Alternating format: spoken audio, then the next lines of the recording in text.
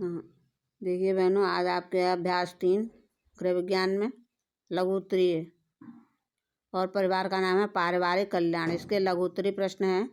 Number 1 में परिवार में पत्नी तथा माता की भूमिका स्पष्ट कीजिए।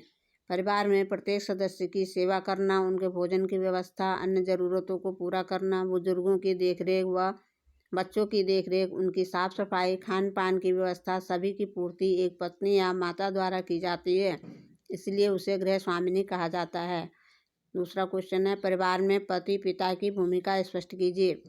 परिवार में पति या पिता को मुखिया कहा जाता है। मुखिया का कार्य घर के प्रत्येक सदस्य की सुख सुविधाओं के लिए धनोपार्जन करना है, उसका कर्तव्य है।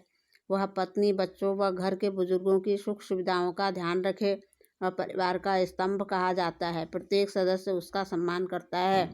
संयुक्त परिवार में गृह कार्य व्यवस्था किस प्रकार की होती है? तो संयुक्त परिवार में 1, 2 या 3 पीढ़ियों के सदस्य एक साथ रहते हैं। सदस्यों की संख्या अधिक होने के कारण घर के कार्यों में भी वृद्धि होती है, इसलिए प्रत्येक सदस्य गृह कार्यों में अपना योगदान देता है।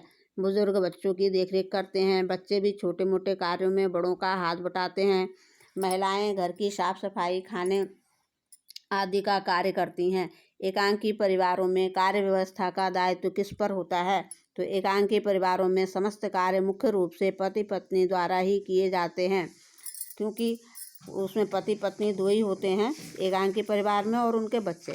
इस व्यवस्था में दोनों सदस्य जिम्मेदारी से कार्य करते हैं।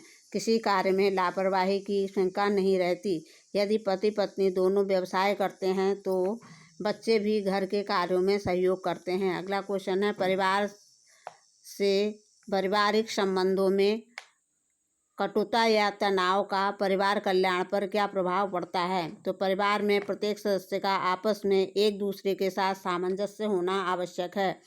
यदि परिवार में आपसी संबंधों में कटुता या तनाव रहने की स्थिति में परिवार के कार्य सुचारू रूप से नहीं हो पाते। इसका असर परिवार कल्याण पर पड़ता है। यदि सदस्यों का आपस में तनाव रहता है तो परिवार का माहौल खुशनुमा नहीं रहता, घर में अशांति का माहौल रहता है।